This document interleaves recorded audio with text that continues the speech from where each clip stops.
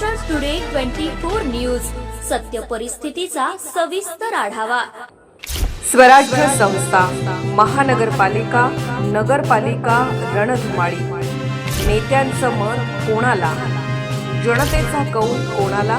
पहा फक्त महाराष्ट्र टुडे 24 न्यूजवर।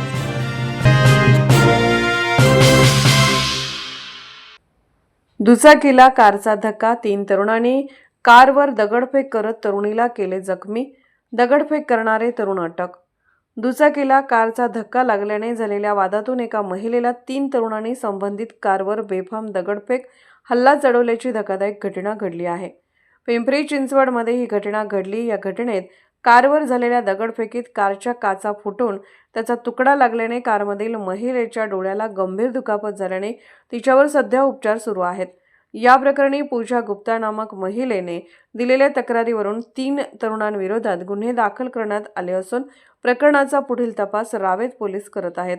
महाराष्ट्र टुडे मराठीसाठी ब्युरो रिपोर्ट, पिंपरी चिंचवड, पुणे।